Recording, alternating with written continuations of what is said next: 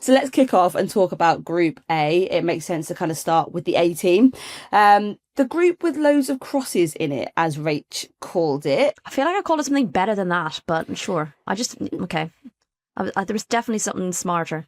There's a lot of flags with crosses in various different locations. Yeah, I mean, it's aesthetically quite pleasing as a group. Yeah. And I remember thinking that as the things were being called out, I was like, wait a minute. Seems like if everyone has a cross in their flag, I mean, England didn't end up in it, but it just seemed really funny that it was like, when you see them all lined up, you're like, that's so weird.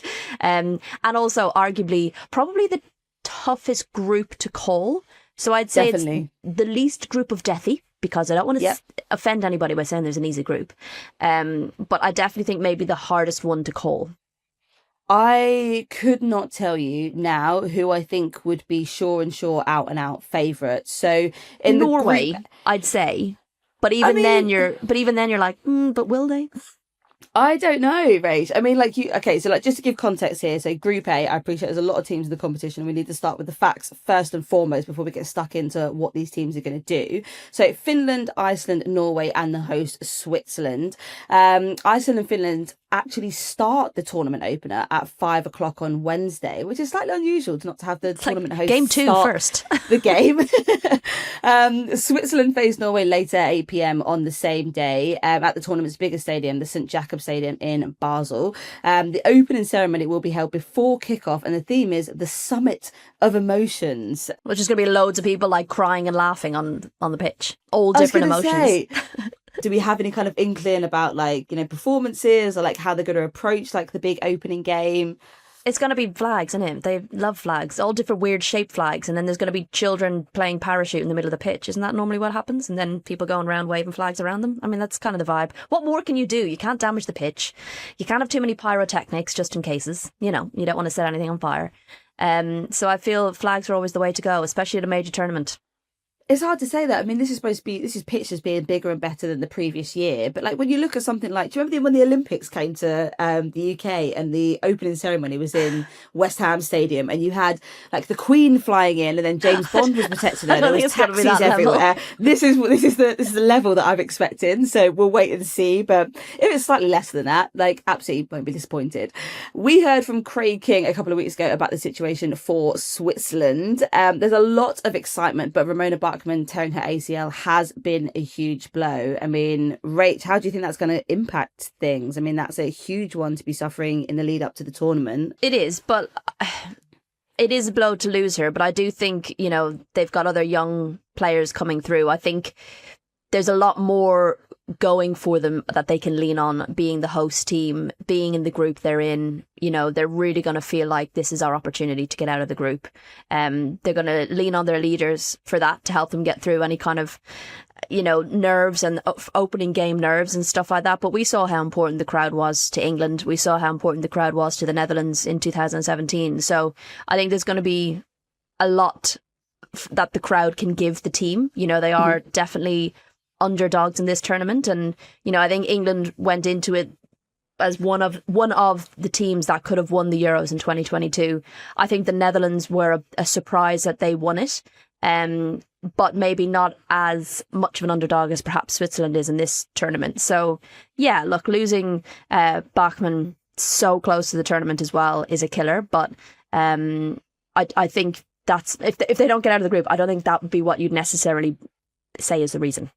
Yeah, 100%. And I think you have to look at people, the leadership team that you've got at Switzerland. I mean, Leah Volti has been doing her absolute best, not only on her own channels, but also creating a separate Instagram to kind of boost the economy of Switzerland in advance of the Euros. I mean, she has been doing the absolute utmost, like encouraging people to come along for the food, for the culture, for the walks, for the hiking, for everything in between. And obviously, I mean, she is like one of the leadership, like you kind of look to someone like that in moments of adversity. So yes, you've lost a very big name and a very experienced head in a tournament, but Leah Volti I think is going to absolutely come through. Like this is going to be her moment to shine. Yeah, I think, look, she's had to manage injury this season as well, and I do think this season has very much been about get Leah Volti to the Euros, and her minutes have been managed, so They may have to do a little bit of that during the tournament, but the fact that they've gotten her to this stage is a good thing. And yeah, she's absolutely Miss Switzerland through and through. I don't even think I'd realised she set up a separate Instagram account, but it very much feels like, you know, the tourist industry of Switzerland just went, yeah, here you go. Go for it. She's been doing an incredible job. I don't think people need that much encouragement to come for the scenery. Like, we know it's beautiful, we know the country's lovely. If she could provide some like discount codes or like some suggestions of like cheaper places to visit or to eat out possible? Or any of that like kind of money saving tips from Switzerland, I think would be very much appreciated, because we will absolutely come for the beauty. That's not the thing that we need encouragement for. No, true story. But yeah, absolutely massive shout out to her. I think she's probably done the most in terms of trying to promote the kind of tourist industry around Switzerland for the Euros. So well done, hun, because the ticket sales are absolutely smashing it. Obviously, I think there is a bit of not a dampened expectation around Switzerland, but a realistic one, given the group that they're in, and obviously given that the team's competing and sort of how well they've done in previous competitions. Switzerland have never made it past the group stages at the Euros. Norway beat them twice in the Nations League. Let's touch a little bit then on Norway, one of the other cross-bearing flags in the competition. English manager Gemma Granger has led Norway since February last year, and she's done absolute business for the squad. You might remember Caroline Graham Hansen criticising the coach staff at the World Cup in 2023. Ada Hegerberg recently made Norway's captain. I mean, Rach, what do we kind of see as their chances getting out of the group stages? Obviously, we talk year on year about Norway kind of having this elite squad of these incredible players, these, you know, absolutely worldy athletes, but they're never quite reaching the potential that everyone expects them to. No, and like, I'm not sure Gemma Granger's necessarily found the magic key yet, or the way to make this squad work together and get absolutely everything they can out of them. I think that's always been the issue with Norway. Norway have always scared me, and when you look at their squad and you just think, my God, they are stacked. Terrifying. And it never seems to come together for them in a major tournament. Now, I think they have to get out of this group. I think what's really interesting is that they faced Switzerland and Iceland in the Nations League in this year, which I just find weird, awkward, a little bit dull then watching the same teams. And I would argue in a Nations League group of France, Iceland and Switzerland, they should be doing better than 2 wins, 2 draws and 2 losses. They only scored 4 goals, which I think is a surprise given how front heavy and attacking heavy this squad is. More often than not, when you look at Norway, you think they need to shore up defensively. You know, Guro Bergsvand has had to pull out, which is the last thing they'll need. And that'll be the area of the pitch where you think, okay, they need to kind of improve that area, if you like. So to see that kind of stacked squad only getting 4 goals in the Nations League, you're thinking not ideal preparation. So yeah, I can never quite understand why things don't quite work for Norway in major tournaments in the last couple of years. They lost 2-0 to Sweden there the other night, which won't be ideal. And there has been murmurings in the Norwegian press about Ada Hegerberg. She was made captain, which I always find it a surprise when you make, maybe it's not a surprise, but if you make a striker, particularly Hegerberg, who's probably towards the latter stages of her career. I'm not saying she's going to retire, but the latter stages, off the back of an injury, you know, that player isn't necessarily going to be playing 90 minutes every game. So you're going to end up having to rotate your captain quite often. But yeah, there's been a little bit of murmurings about the fact that she keeps being selected, given she's not been hugely prolific in front of goal for Norway over the last kind of 6 months, year. And you've got players like Elisabeth Terland on the bench. So I wouldn't say disquiet or discontent necessarily, but I imagine it is quite frustrating as players to be like, we are fucking stacked. Why is it not clicking? So we shall see. I think they should get out of the group. I think Norway should top this group. They really should. But whether that will happen for them, you know, Switzerland just had their send-off game, beat Czech Republic 4-1, you know, 4 different goal scorers, I think, as well. So in terms of kind of confidence going into that tournament, that's exactly what Switzerland needed. For Norway, they'll be frustrated to have lost to Sweden and be coming into the tournament off the back of a loss as well. No, definitely. And I think you've kind of answered. So we had a really good question in from Layla on Instagram. She said, why aren't Norway terrifying people? They are such a team. And I think, like you said there, it just never really feels like things have clicked. But, I'm looking through the Norway squad and it's just every single name is a complete gem. You've got Vildeberg Riise, you've got Ingrid Engen, you've got Frida Marnum, you've got Lisa Norsland, you've got Guro Reiten, Celine Bizet, Caroline Graham Hansen, Edda Hegerberg, Elizabeth Turland. That is just an absolutely stacked squad. But I think there will be a point where a manager will get the best from a team and they will all come together and it will just click. And I think when that happens, that is going to be one of the most terrifying moments of any kind of European or world competition. But I do feel like they are due that moment. That's the scary thing. I feel like they're on the edge of that kind of happening. And people might underestimate them, which would be bad idea. 100%. Yeah, I think going into this competition, you would be looking at Norway and their run of form and how they do in European competitions and thinking, well, actually, they're probably not going to progress as far as they should be because they've never quite reached their potential. But this could be the year that there's always that hope. So pending, Layla, this could be the year that Norway absolutely petrify people. Yeah, and if they do top the group, they face the runners-up of Group B, which is Spain, Italy, Belgium and Portugal. And I think they would rather be facing the runner-up of that group than maybe the runner-up of any other group, C or D. So, potentially not only getting perhaps the more favourable group, but also the more favourable side of the draw.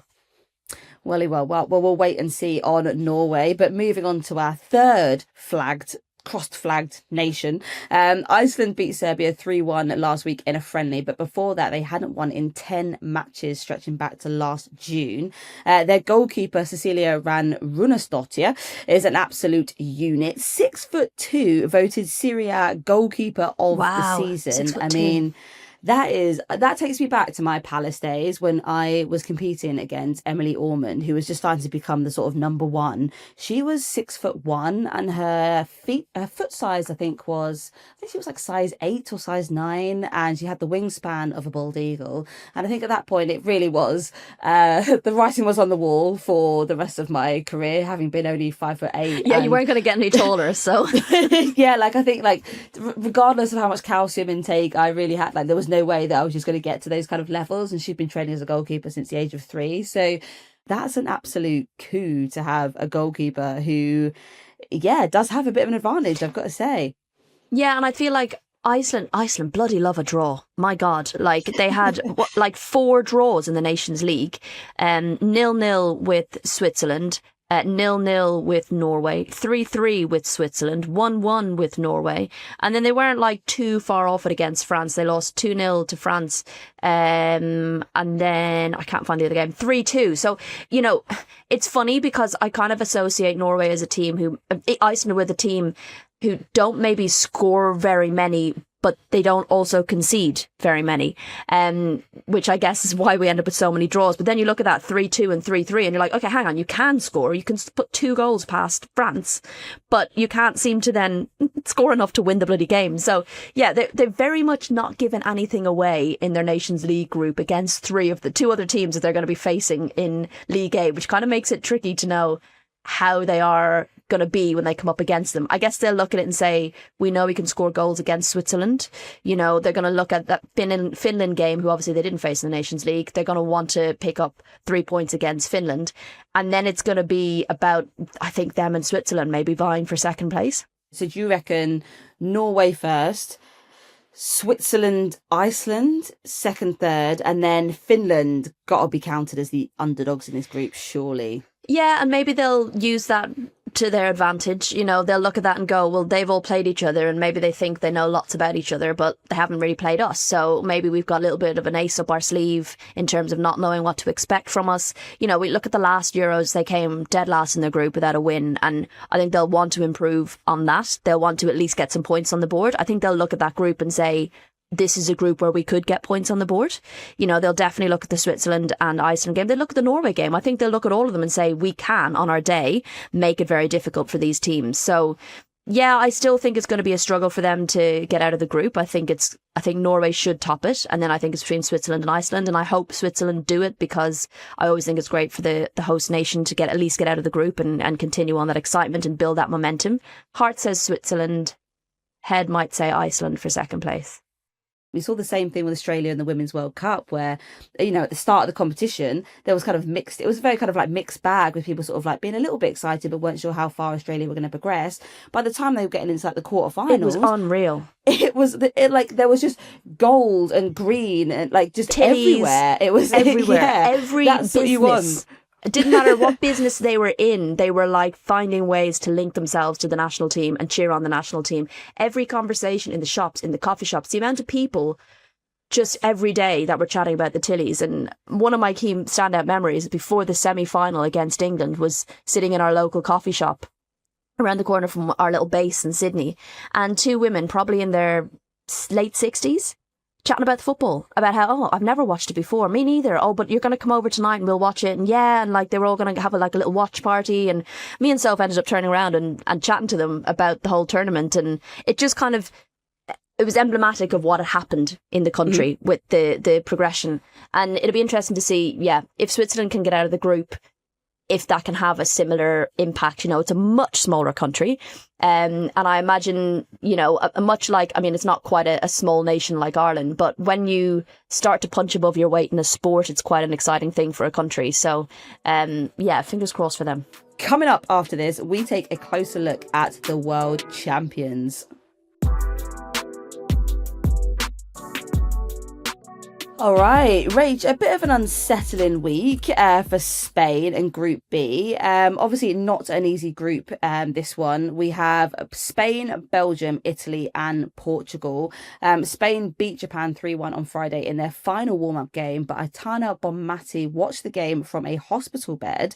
Unfortunately, she was diagnosed with viral meningitis, but thankfully she has now been discharged. But on Saturday, Monster Tommy said, we can't talk about deadlines for Bonmati's return. I mean, obviously that's a bit of that's a massive thing for a squad and for a player to go through so close to a massive major international tournament. I mean, the main thing is that she gets better. That's always the priority, and she shouldn't be pushing to get back into the squad and taking any kind of risk with her health. But at the same time, obviously, you know, that's going to have an impact on one of the best players going into the tournament. Yeah, I mean, from what I'd heard, they seemed quite like, I'm sure she'll be back with the squad soon and she's going to be joining up with the squad in the next day or two, stuff like that. And I'm not a medical expert, but I just feel like if you have something that puts you in hospital, how can you be in any kind of way prepared to be playing football? Now, I'm sure they'll manage her very well. You know, my immediate recollection was when Miedema, after contracting COVID during the last Euros and literally just getting back into the squad for the quarterfinal against France and being made to play like 120 minutes, and she was absolutely dead on her feet. You know, the amount of times during the game she had to double over and cough. So for me, I just want to make my hope is that the player's health is the priority, not the football. I know they want to win this tournament and they're absolutely probably the outright favourites, so long as that is very well managed, because I don't want to see another situation like Miedema where they were being made to play. And look, when I say made to play, you know, I'm sure the player probably really pushed for it, and I'm sure Aitana Bonmati wants to be involved as much as possible, but that decision should not be the players, it should be the medical experts. So hoping that is all managed correctly. But yeah, really hoping that she's fit and healthy soon. If we see her, amazing. She's obviously an incredible player to watch live, but priority being her getting better. Yeah, 100%. And I think, you know, even if let's not sort of be under any illusion that even if Bonmati isn't sort of fit enough to play, that squad isn't still Spain will be all right and utterly stacked. But obviously thoughts from us at the Upfront team. We want, you know, to see the best players at the tournament. But yeah, it's got to be managed in the right way, as you said, Rach. Let's touch then a little bit about what happened in the last Euro competition when England and Spain met. It feels like years and years ago, but also yesterday. Spain were just beaten by England in that quarter-final in Brighton. That was the one game I couldn't make it down for. And I remember I was watching it in a conference room because we were at like a panel event. And I honestly, you know, that those games, you just remember exactly where you were and exactly what was happening in every moment. So obviously, I mean, Spain led for most of the second half. England then equalised in the 84th minute, and they felt there was a massively clear foul on Paredes. Yeah, but there wasn't. I mean, Rach, I mean, there is a chance that obviously these two sides meet up. I think it is in either the quarterfinals or the semi-finals, depending on... Or the final. But yeah, I mean... It honestly depends on obviously where they finish in their respective groups. But yeah, what do you think that, Matt? Because obviously we've just had the Spain-England game. It didn't go England's way. So yeah, but England beat Spain earlier on in the Nations League. So I think, as a team... It's been quite topsy-turvy, I think, with the results that between these two sides. Yeah, but I think as a team, and top teams will tactically know how to beat Spain because, no team is infallible. Every team is beatable. And I think the difference with that is more often than not, when you're a top team and you have to play Spain, your style of football has to change, and it's how good you can be at adapting your style of football against Spain. So yeah, I think it very much depends on if they get a game plan right. If England do end up facing Spain and whether they get the game plan right or not. I make that sound super easy. It's obviously not. But yeah, I think Spain are without doubt favourites in the tournament. Everyone I've spoken to think Spain are the favourites. I think in terms of preparation, beating Japan there recently, if you remember, Japan were the only team to beat Spain in the World Cup in 2023. I think they beat them 4-0 and then Spain went on to win it. So I think that will be really good confidence booster for Spain to be able to get a win like that, comfortable win 3-1 ahead of the Euros. Their group has some, I know we're going to get onto them, Belgium, Italy, Portugal, some tricky customers, but they will be feeling that they should definitely top this group. 100%. And I think, I've just had a really helpful note in from producer Finn. So he said that if England win their group and Spain win Group B, if they both then win their quarters, they'll play in the semi-finals. So we will potentially have a matchup between England and Spain before we even hit the final, as we did in the last Euros. Yeah, that's always going to be like the headline spicy fixture, but hoping that obviously we get to that stage in the first place. Interesting. I completely calculated that wrong.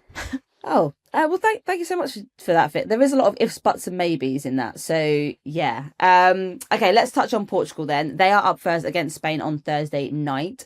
Switzerland does have a large Portuguese community, so their fans can be one of the stars of the tournament. I mean, that's the other win, isn't it? Whether you have the best fans at a tournament. Like the Women's World Cup, Jamaica, absolutely incredible. Ireland, absolutely unbelievable. Like some of the fan groups also become some of the biggest stories of the competition. And I think, from all intents and purposes, Switzerland are going to be up there, but Portugal sound like they could be. Have you seen any sort of Portuguese contingents sort of running around Switzerland at the moment? Not yet. I'm not sure how many of their games are going to be in Zurich, but I think, look, they've not had perhaps the best run in. Obviously, again, like many teams in the Nations League, already faced Spain. Sorry, in the Euros, have already faced Spain in their Nations League groups, and they will definitely not want to remember their 7-1 defeat and 4-2 defeat. They'll look at that and say, at least we know we can score goals.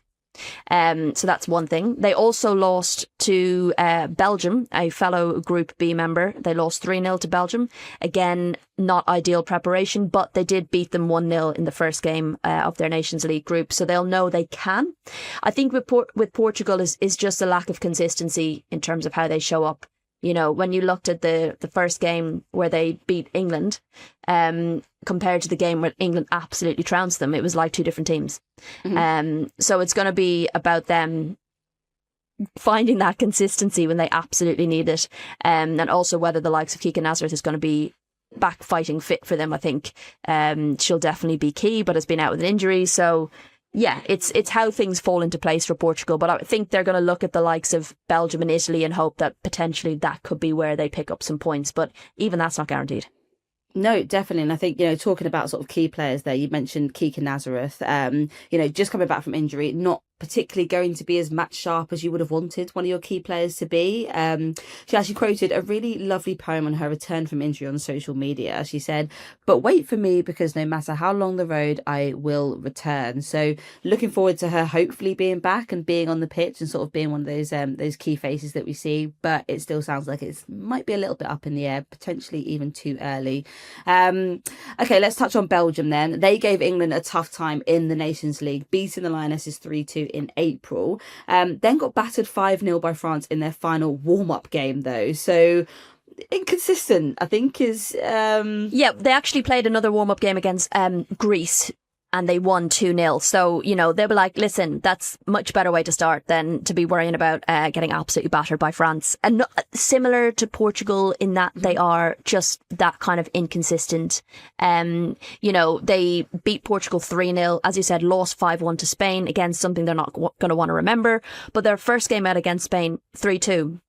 And they lost that 3-2, but I'm pretty sure they went 2-0 up against them. So, again, I think for a lot of these teams, just the knowing you can score against Spain with limited possession is super important in terms of your mentality going into it. They will rely, particularly against Spain, on that kind of counter-attacking football, which they are very good at, especially if Tessa Wollart is fit and firing. So it's just about shoring up defensively. Sometimes, and again, the same can be said with Portugal, sometimes they can be really solid in defence, sometimes they fall apart like a wet cake. So it's the what turns up on the pitch. But again, those games, Belgium v Portugal, Belgium v Italy, Portugal v Italy, they're just going to be such tasty fixtures, because I feel like in some of these groups you might kind of say, okay, I really think this team's going to come first, but it's the coming second that is really up for grabs.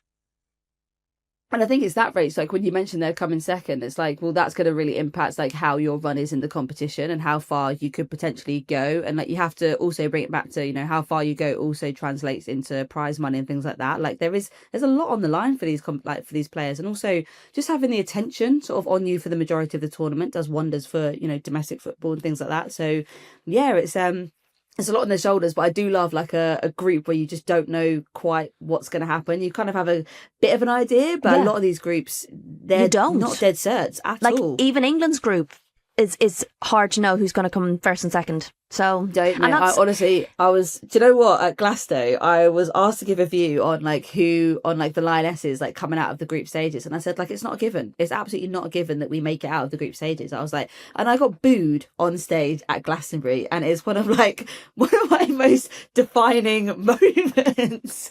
I just I really took that away from me as a big win. Who can say they were booed at Glasgow? And I was. But actually, I think it's a really fair point, and if you know football, you know that is a very accurate description of Group D, and I think the same can be said for, I think other teams in Group D are probably saying the same. Like, obviously we'll get to it, it'll feel like a disaster if they don't, but it's literally the two most recent Euros winners and France, who can't win a major tournament for some reason with a super stacked squad, and every year you're like, this is their year, this is the year they're going to do it. So it can be quite terrifying.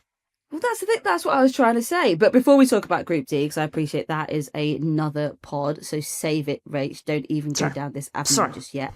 Let's finish off then with Italy. They are the likely favourites for second place in this group. They crashed out in the group stage in 2022, and it was a 1-0 defeat to Belgium that sealed their fate. So there'll be like a little bit of a hangover, I think, potentially being in their same group this time round.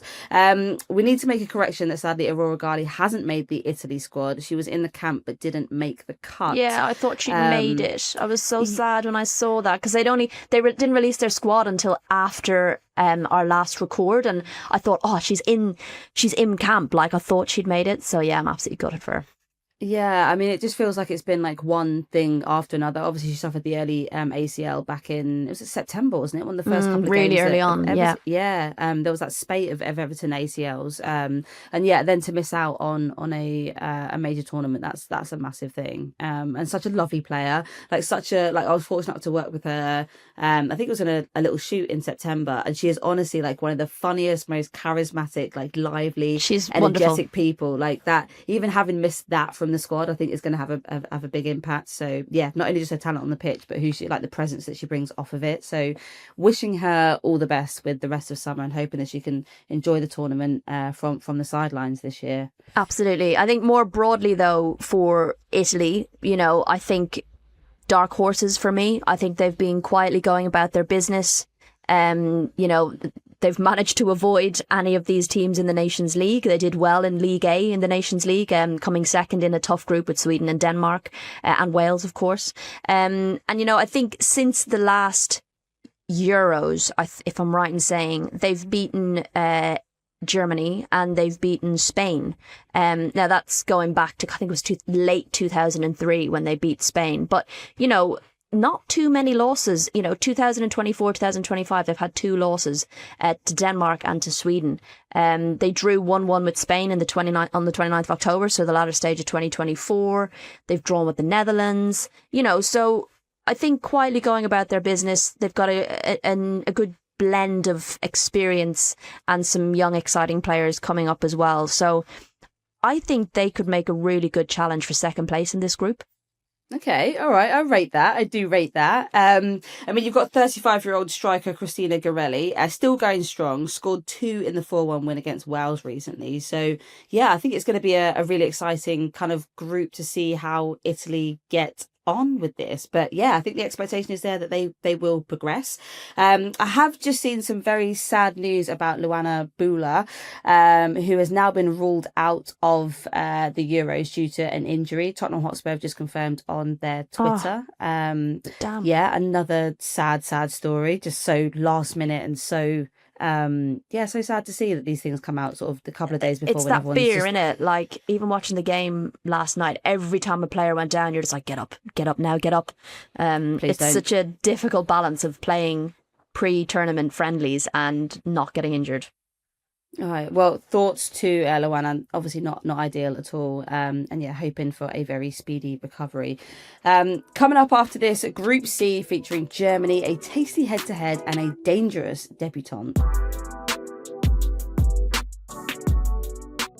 All right, Rach, we've run through A, we've run through B, so it only makes sense that we'd run through C.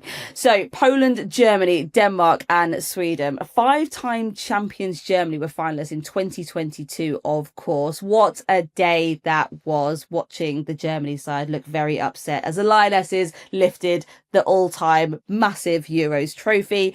Since then, they've crashed out in the group stages of the World Cup and got an Olympic bronze. So a bit of a mixed bag for German fortunes over the last couple of years. Been a massive period of transition ever since Paris last summer. Alexandra Popp and several other important players retired. They obviously beat Austria 6-0 and the Netherlands 4-0 in their final 2 games of the Nations League.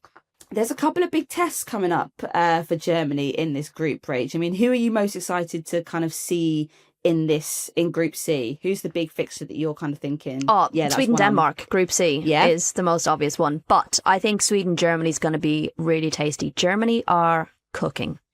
I think people should be worried about them. I think there was a little bit of, as you said, transition, particularly after the disappointment of the World Cup.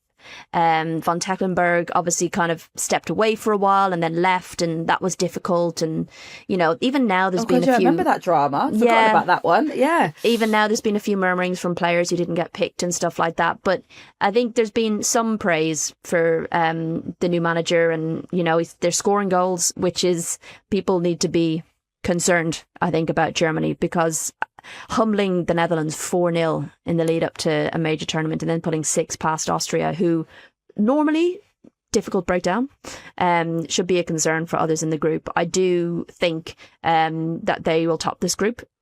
Even now that Alexandra Popp has stepped away, Schuller has kind of stepped into her shoes, filled her boots, and a lot of exciting players, I think, in the squad as well as some like mature heads who've been there before. And I just always find Germany just seem really calm coming into major tournaments, which is what I expect. So I think this is maybe the group of death 1, because I think, Germany, Sweden particularly, Denmark at times on their day can do the business, and then you're coming up against a team like Poland. Appreciate it's their debut, but with Eva Payor in their team, we'll touch on Poland, but you park the bus and get a long ball up to her, you've got a player who more often than not is going to put it in the back of the net. So you can't write them off. I just think, for me, Germany should get out of this group. I think they're up there for me as one of the favourites for this tournament. I think they'll be really keen to put the last kind of couple of years to bed and just show that they are absolutely back. And then I think when it comes to Sweden are such an interesting team, because they go so far in tournaments, and a bit like France then just don't get across that final hurdle. Now I think they won it way back, and France haven't actually won a major tournament, but still I just feel like Sweden on their day can absolutely do the business as well. So this is the whole thing about major tournaments, and what makes things so exciting is how teams turn up in the right moments and in the big moments. And that's what makes it super exciting, because, you know, we've seen Denmark and Sweden be a much closer affair, but then Sweden absolutely battered them 6-1 in the Nations League. So again, another example of why the Nations League is so weird, because now we're seeing Sweden and Denmark again. I mean, they'll be sick of each other. Oh, it felt like the Chelsea Man City, is it the quadruple matchup in March that we all absolutely know and love. But yeah, Sweden Denmark does feel like the spicy game that everyone's going to be looking forward to. Obviously, you've got Pernille Harder versus Magda Eriksson as well. That always provides a little bit of juicy drama when you've got two loved up couples going head to head. Like you said, Rach, these two countries played each other in the Nations League at the start of June, and Sweden thrashed the Danes 6-1. Who else but Senior Black Seniors scored a hat-trick inside 53 minutes, which was absolutely unbelievable. But it kind of just feels like this is as big a matchup as it is for the players on the pitch, and it is the fans off the pitch. This is always one of those like fan rivalries that you just love to see going head to head. I mean, are you actually going to this game? Are you there? Yeah. Don't. I'll be at that one. I'm really looking forward to it. I think I'm seeing Germany, Sweden as well. Okay. So that'll be interesting, and perhaps Denmark, Poland, I think, are the games I'm getting in that group. So, yeah, that's definitely one on my kind of list that I'm really looking forward to. I think even the Germany-Poland game is going to be super interesting, because, you know, your debut in a major tournament is hard enough as it is. But to be facing Germany, the 8-time European champions, the record holders for Euros wins, is quite the challenge. And it kind of makes me think, I mean, it wasn't quite the same as Ireland facing Australia in the World Cup opener, but you were facing the host team. So there was all of that pressure around it. And for your debut, you almost want that extra bit of spice, because it gives you something else to think about. You're underdogs already going into this tournament. You're even more of an underdog now going into this game against Germany. I feel like the pressure's off more because no one expects you to do anything against Germany. So it kind of, I'd almost personally as a player, I mean, you tell me, I would rather almost my first game be a game like that, where the focus isn't on it being your first game in a major tournament. The focus is, holy shit, we're playing Germany. Whereas if you're playing like, even Denmark in your first game, yeah, a tough game, but you're like, we could do something out of this, and then you'd be disappointed if you didn't. So almost getting the most difficult game out of the way just almost gives you something else to focus on, rather than the whole, holy shit, it's our first game. Oh, 100%. I think, I mean, when you're putting yourself in a position where you're going to have, you know, tens of thousands of fans watching you, it is the first time in the competition. You want to do well for your country. You want to do well for, you know, the fans. There's so much expectation sort of riding on your shoulders to at least sort of show a good offering. I mean, no one's expecting that Poland are going to win the Euros. Like, that expectation isn't there. But you also want to give a good account of yourself for your first, you know, competition. Like, you saw, you know, what it meant to like the Irish players in the Women's World Cup. Like, you know, getting those first, like you said, rates that first goal, that first win, those first points, like all of those are like monumental things to achieve in the first place. And I think, you know, when you look at in June, I mean, 10,000 fans turned out for Poland's win over Romania and the Nations League. That was a new national record for them. So everything they do kind of feels like a new record and a new way of progressing, you know, Polish football in the women's space. And it is growing. You know, they've been involved in, they had the under-19s Euros. You know, I think they're hosting the under-20 World Cup next year as well. So they're really kind of, it's growing. It's definitely growing. And I think even just getting to this major tournament can be a big deal for them in terms of the growth of the game. Definitely, 100%. And I think just a light touch then on Sweden. I know we've mentioned a little bit about their sort of face up against Denmark, but I mean, obviously they were thrashed by England in the semi-finals back in 2022. The squad is absolutely stacked full of experience. I mean, I don't want to have to get into saying this name again, but Fridolina Rolfo. Oh my God. Suffered I've not had to say that one in quite a while. It's because we keep it out of the script for you. We put it in my lines.